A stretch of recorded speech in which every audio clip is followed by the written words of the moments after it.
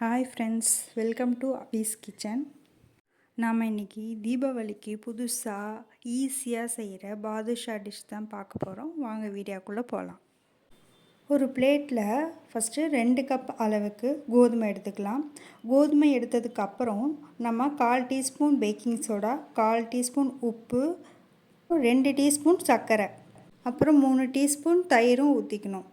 ஊற்றிட்ட பிறகு 2 பெரிய டீஸ்பூனில் நம்ம டால்டா சேர்த்துக்கிறோம். இப்போ இந்த மாவை எங்கேயும் லம்ஸ் இல்லாதபடி நல்லா பிசையலாம். பிசையும் போது நல்லா பெரட்டி விட்டு பிசைங்க. அப்போ தான் உங்களுக்கு எங்கேயுமே அந்த லம்ஸ் விழாது. இப்போ தேவையான அளவு தண்ணி ஊற்றிக்கோங்க. ஊற்றி நல்லா இப்போ சப்பாத்தி மாவு பதத்துக்கு நம்மளும் அதை கொண்டு வரணும். இந்த சப்பாத்தி மாவு பதம் வந்த பிறகு மூடி போட்டு 1 ஹவர் அதை மூடி வைக்கலாம். ஒரு கனமான பாத்திரத்தை எடுத்து 2 கப்பு சர்க்கரை ஆட் பண்ண போகிறோம். நம்ம எந்த கப்பில் கோதுமை எடுத்தோமோ அதே கப்பில் சர்க்கரை, அப்புறமேட்டுக்கு 2 கப்பு தண்ணி. சர்க்கரை கரையிற வரைக்கும் அதை நல்லா ஒரு ஹை ஃப்ளேமில் விட்டு சர்க்கரையை முதல்ல கரைச்சிக்கணும்.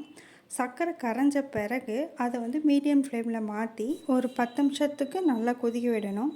கொதிக்கும் போது உங்களுக்கு பிடிச்ச ஃப்ளேவர்ஸ் நம்ம ஆட் பண்ணிக்கலாம். நான் இப்போ ஏலக்காய் இடித்து சேர்த்துக்கிறேன். இப்போ இந்த ஜீரா 10 நிமிஷத்துக்கு நல்லா கொதிச்சிருச்சு. பதம் எப்படி பார்த்திங்கன்னா, இப்போ குலோப் ஜாமுன் பதம் மாதிரியே இருக்கணும். ஒரு மாதிரி பிசு பிசுப்பாக இருக்கணும். அந்த பிசு பிசுப்பு பதம் வரும்போது கரெக்டாக அதை எடுத்துருங்க. இப்போ மாவு நல்லா ஊறி 1 ஹவர் ஆச்சு. இப்போ அழகாக இதை ஒரே சைஸாக நம்ம உருட்டி எடுத்துக்கலாம். இப்போ நான் பண்ணுறது பாருங்கள். இதே மாதிரி பண்ணிங்கன்னா உங்களுக்கு ஓரளவுக்கு அந்த ஷேப் வரும். இப்போ இதே மாதிரியே எல்லா உருண்டையும் நம்ம செஞ்சு எடுத்து வச்சுக்கலாம். இப்போ எண்ணெய் நல்லா காஞ்சிச்சு. ஒவ்வொன்றா போட்டு எடுத்துடலாம்.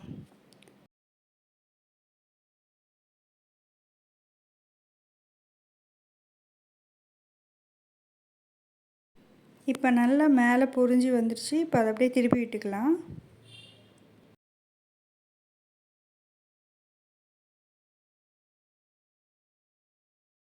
நீங்கள் நல்லா கடையில் வாங்குற மாதிரி உங்களுக்கு பாதுஷா வேணும்னா 2 தடவை நீங்கள் எண்ணெயில் போட்டு பொரித்து எடுத்துக்கலாம்.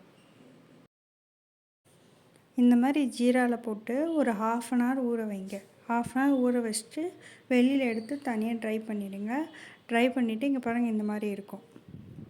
இதே மாதிரி பாதுஷாவை உங்கள் வீட்டில் ட்ரை பண்ணி பார்த்துட்டு எப்படி இருந்துச்சுன்னு கமெண்ட்ஸில் சொல்லுங்கள். பாய்.